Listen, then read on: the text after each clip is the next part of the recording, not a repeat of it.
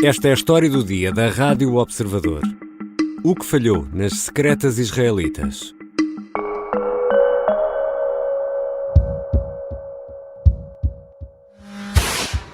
Este som que ouvimos, é o som de drones a serem lançados por operacionais do Hamas na faixa de Gaza.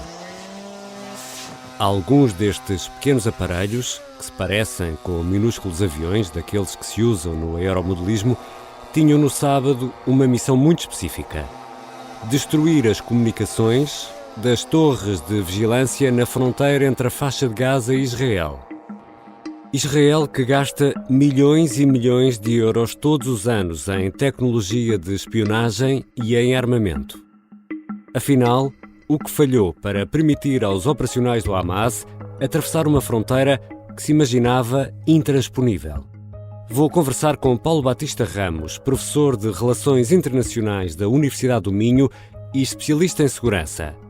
Eu sou o Ricardo Conceição e esta é a história do dia.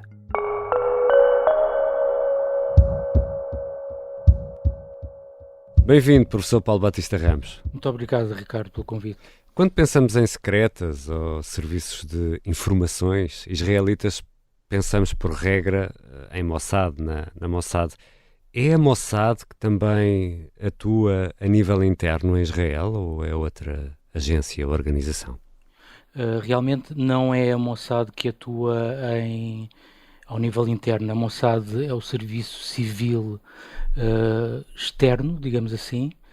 É o equivalente à CIA americana, portanto atua no estrangeiro, no exterior, mas efetivamente é a Mossad que criou a áurea toda de invencibilidade, infalibilidade ao nível dos serviços de inteligência israelitas, mas ao nível interno e principalmente na faixa de Gaza e na Cisjordânia, os dois serviços responsáveis pelo acompanhamento da ameaça terrorista é o Serviço Civil Interno Shin Bet, ou Shabak, como se queira chamar, e é o Serviço Militar Aman.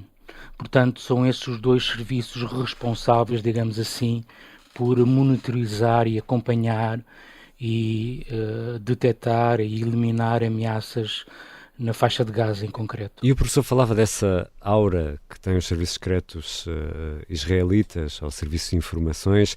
Há alguma ideia de quanto é que Israel investe por ano neste setor?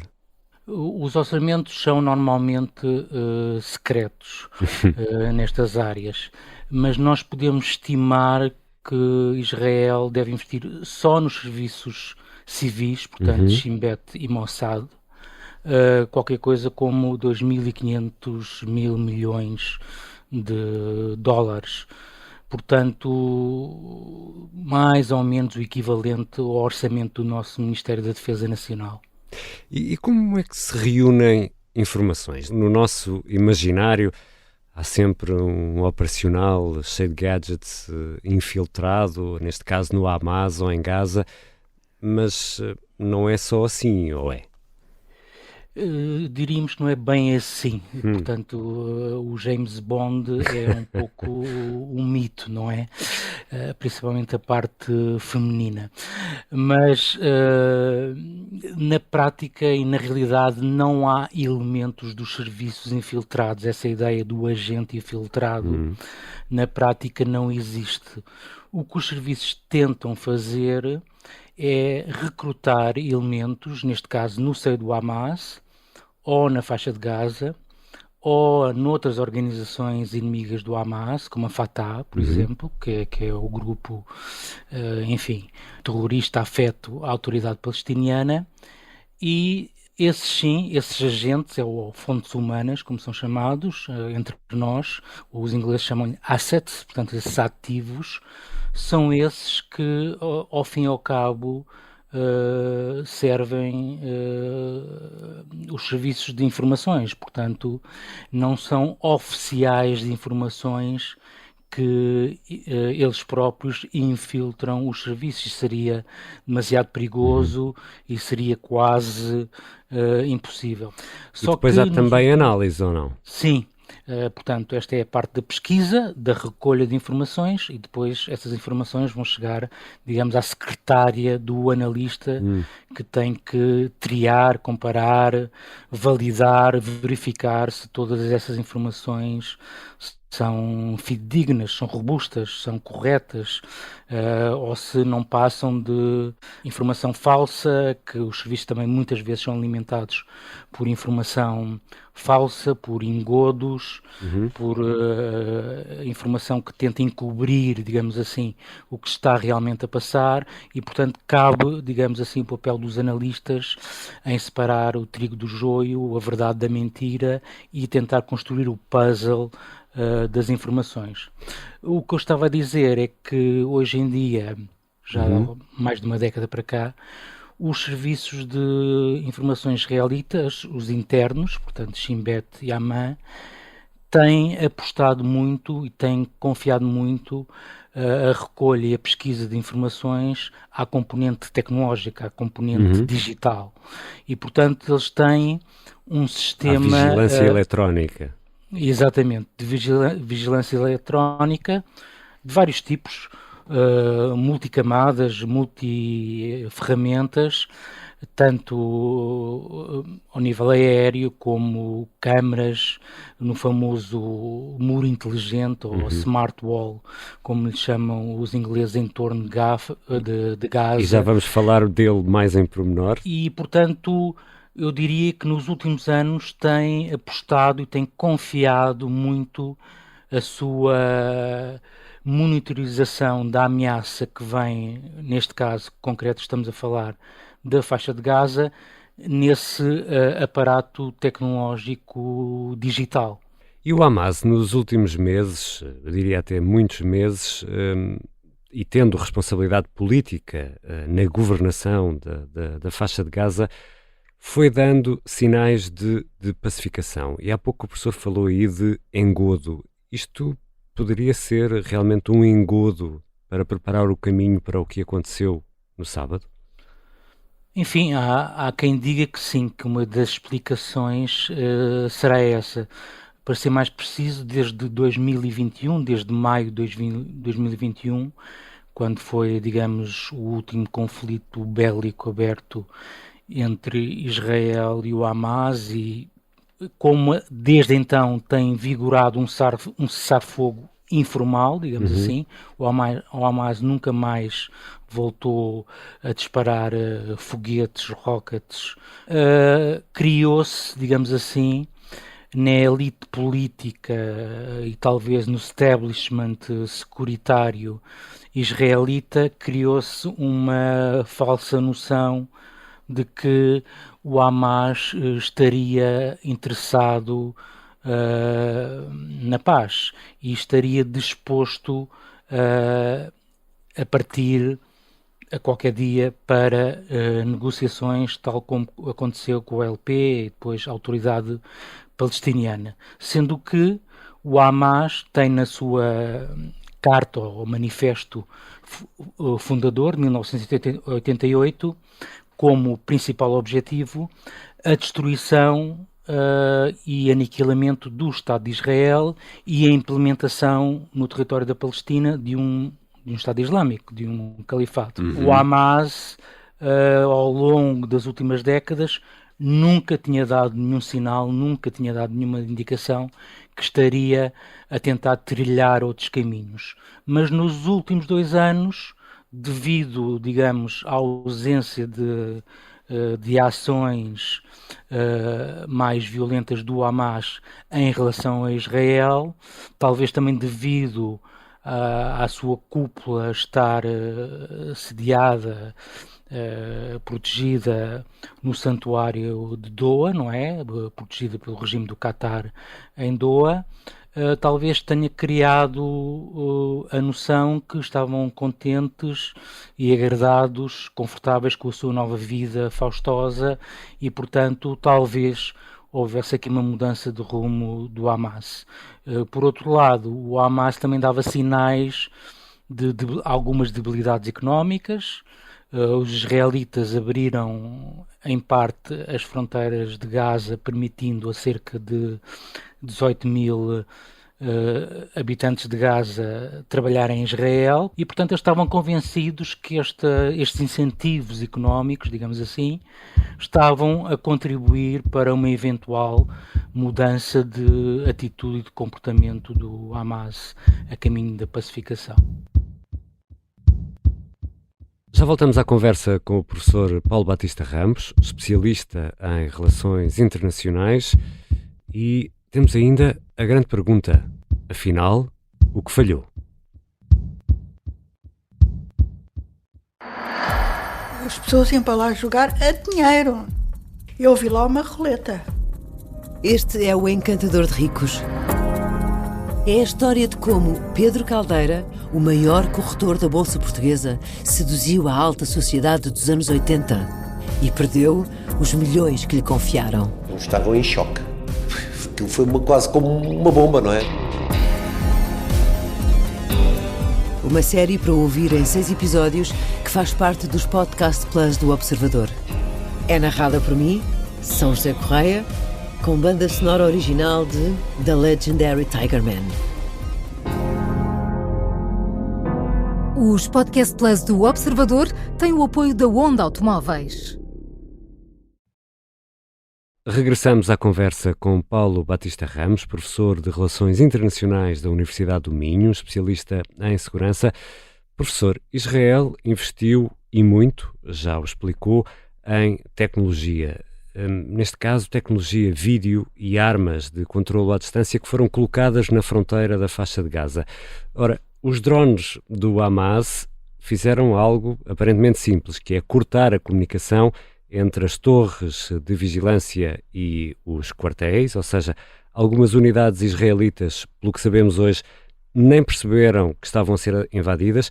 A imagem pode ser até exagerada, o professor me dirá, mas não é um pouco estranho que Israel deixe a sua segurança presa por um fio de telefone? Não é um pouco exagerada, realmente o ataque foi um ataque surpresa e houve unidades militares, quartéis próximos da faixa de Gaza, que efetivamente todo o seu efetivo foi apanhado a dormir. Essa é a realidade. Muitos deles até foram raptados, vimos imagens disso, muitos militares raptados, inclusive um general, em roupa interior. Portanto, sim, não é exagerado. Houve um excesso de confiança, como referíamos, do establishment, dos serviços de inteligência israelitas nessa vigilância eletrónica, nessa vigilância digital, e o Hamas foi capaz de aplicar contramedidas. Precisamente utilizou drones para... Portanto, eles também não tiveram que destruir todo o sistema, tiveram só que destruir partes, algumas zonas, precisamente a tal muralha inteligente que cerca os 2 milhões de habitantes da faixa de Gaza. E é esse pormenor de que falava, que neste ataque nos pode também levar a pensar que Israel baixou e muito a guarda, porque precisamente esses oficiais de topo nessa região estavam concentrados no mesmo local, um local que foi atacado com sucesso pelo Hamas, e há aqui relatos depois de desorganização e demora na resposta das Forças Armadas israelitas que contribuem para esse entendimento, ou seja, estava tudo relaxado, descansado, é isso? Aqui estamos a levantar uma outra questão, que é a questão política. Portanto, obviamente que os serviços de informações e as Forças Armadas de Israel, as IDF, são, ao fim e ao cabo, guiadas e orientadas pelo poder político.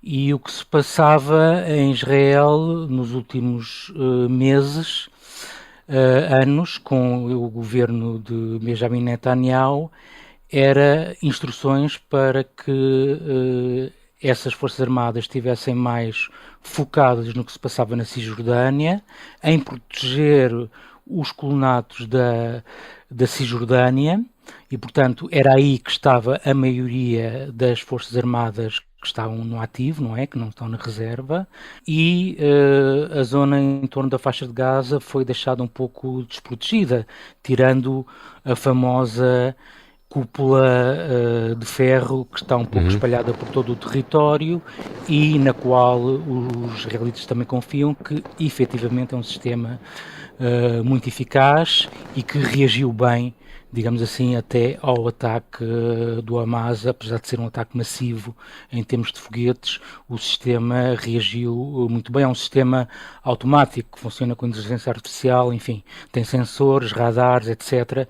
E os cálculos, tudo aquilo é feito de forma automática, não tem intervenção humana e, portanto, é um sistema que tem dado provas de ser muito eficaz. E, por outro lado, devido aos problemas internos que Israel estava a viver, portanto, aquela divisão interna provocada também pelo governo de Netanyahu, principalmente pelo seu ministro da Justiça, que está quase a levar a cabo um golpe, enfim, um golpe palaciano para acabar com a separação de poderes. E há um episódio da História do Dia em que tudo isso é explicado, é do final de março. Deixo só aqui essa sugestão aos nossos ouvintes, mas por favor continue.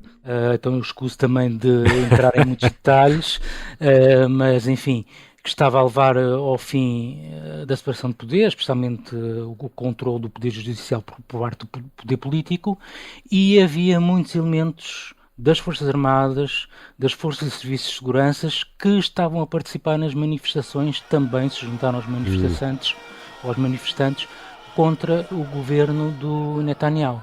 Portanto, de certa forma, havia aqui, enfim, um divórcio, se podemos dizer assim, entre as próprias, ou parte das Forças Armadas e também parte importante das Forças e Serviços de Segurança e o governo. E, portanto, isso que o Ricardo acabou de descrever tem um pouco a ver com decisões políticas erradas. O Netanyahu estava mais a pensar no seu governo, na sua carreira política e menos na segurança, digamos assim, do povo israelita. E é claro que o Hamas também está atento a esses sinais, por certo, Obviamente. também analisa esses sinais.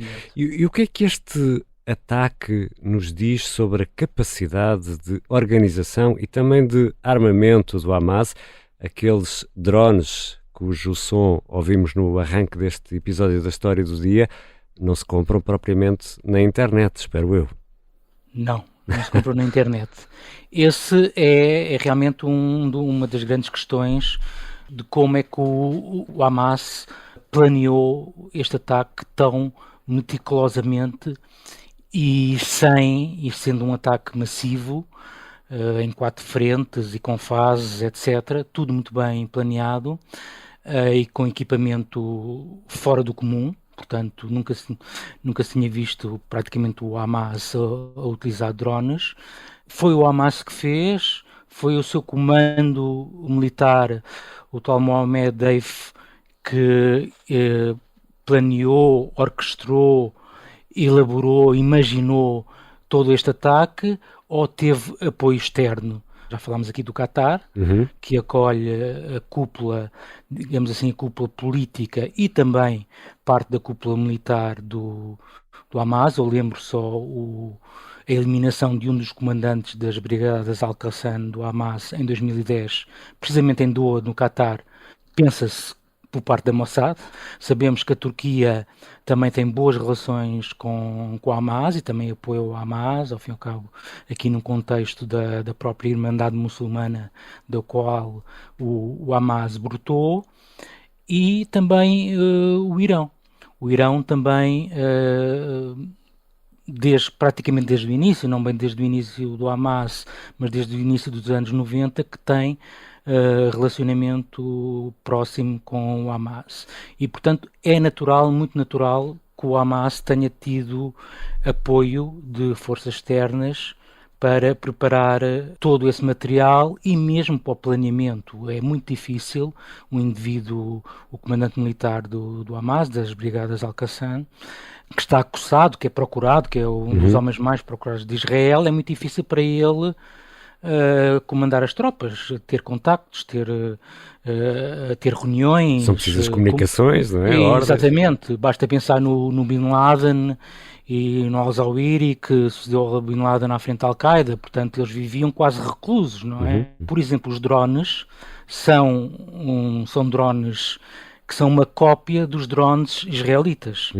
Efetivamente podem ser fabricados pelo Hamas, mas sabemos que os especialistas em copiar drones e em fabricar drones, nomeadamente americanos, são os iranianos. Estamos a assistir a isso agora na Ucrânia, na guerra da Ucrânia, não é? Professor, e além dos sistemas, estamos aqui a falar de sistemas de alta tecnologia, Israel também construiu muros subterrâneos para impedir a construção de túneis, por exemplo, na fronteira. Mas depois misturamos toda esta alta tecnologia com as imagens que nos chegam de indivíduos em parapentes com motor, eu não sei se é assim a designação oficial em português, os paragliders, não é? Parapentes com motor, com 2 operacionais, um piloto e um artilheiro, que invadem pelo ar território israelita, naquela máquina voadora muito improvisada, chegam a conseguir ter sucesso no ataque que fazem a alguns quartéis.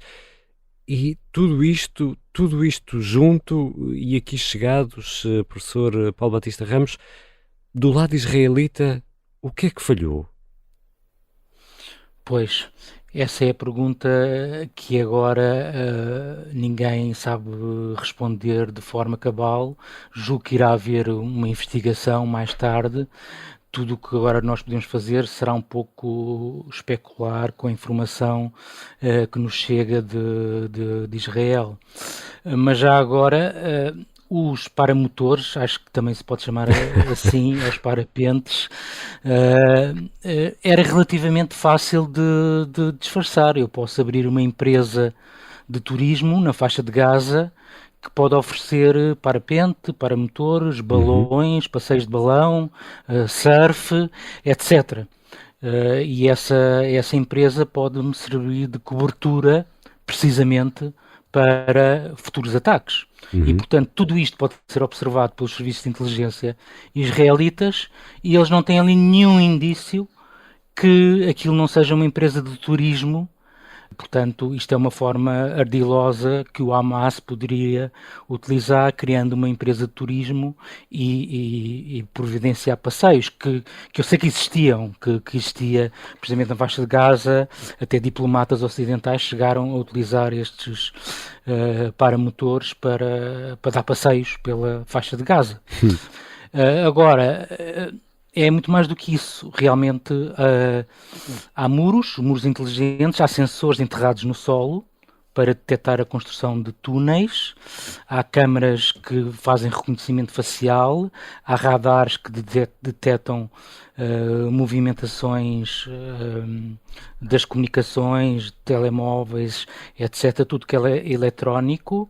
Há aeronaves, há drones a sobrevoar a faixa de Gaza também com ferramentas térmicas, etc. E, portanto, não houve nenhum sinal, nenhuma indicação. Parece que tudo isto passou despercebido e foram disparados logo naquela antemanhã 3.000 foguetes. 3.000 foguetes é muito foguete. Para ser construído na faixa de Gaza, ok, nós podemos dizer há caves, há oficinas automóveis que à noite constroem foguetes, mas isto tudo que eu estou a dizer, os israelitas sabem como funciona, há garagens, mas é necessário explosivos, isto tem que passar para a faixa de Gaza. Obviamente que a fronteira entre a faixa de Gaza e o Egito, portanto Rafah, não é controlada por Israel, é controlada pelo Egito. Apesar do governo egípcio, do regime egípcio, ser contra o Hamas, porque o Hamas está próximo da Irmandade Muçulmana e a Irmandade Muçulmana é o inimigo número 1 do regime egípcio, mas é óbvio que há elementos nas forças de segurança, nos militares egípcios, etc., que não tenho a menor dúvida que são facilitadores da atuação do Hamas, e portanto não me admirava que grande parte deste material passasse através dessa fronteira, por túneis nessa fronteira, e realmente os israelitas não tiveram muito atentos ou muito preocupados em monitorizar esse lado da fronteira. Até se diz que os serviços egípcios avisaram o Netanyahu há umas semanas atrás que algo grande iria acontecer. Obviamente que isto, em termos de informações, é vago, não é nada, porque avisos destes... Há muitos. Exatamente, há muitos. Isto sem provas, sem indicações, não serve de nada. Portanto, não podem reagir à mínima informação. Essa informação tem que ser toda confirmada. Eu acho que o que falhou aqui foram mesmo os serviços de informações, quer militares, quer civis, que, dado essa vigilância eletrónica e humana massiva, não conseguiram detectar a agulha no palheiro, ou a agulha entre as agulhas. E não era só uma agulha. Portanto, o que é mais impressionante é verdadeiramente vermos os drones, os paramotores, a quantidade de kamikazes do Hamas, cerca de 1500, se calhar mais, portanto muita gente envolvida neste ataque. Não há um único que faça uma fuga de informação, não há um único que escreva um e-mail ou que faça um telefonema a vangloriar-se ou a despedir-se. Uma mensagem de despedida, não é? É exatamente. Qualquer coisa a dizer que vou participar no dia mais importante da minha vida, que falo com os familiares, etc. Não há ninguém a denunciar isto. E acho que isso adormeceu um pouco os serviços. Talvez os destinos políticos de Israel ou a atual liderança política também tenha contribuído para isso. E, portanto, todo esse aparelho de inteligência falhou. Obrigado, professor Paulo Batista Ramos. Eu que agradeço mais uma vez pelo convite. Paulo Batista Ramos é professor de Relações Internacionais na Universidade do Minho e é especialista em segurança. Esta foi a história do dia. O som que ouvimos no início foi retirado de um vídeo divulgado pelo Hamas. A sonoplastia é do Diogo Casinha, a música do genérico do João Ribeiro. Eu sou o Ricardo Conceição. Até amanhã.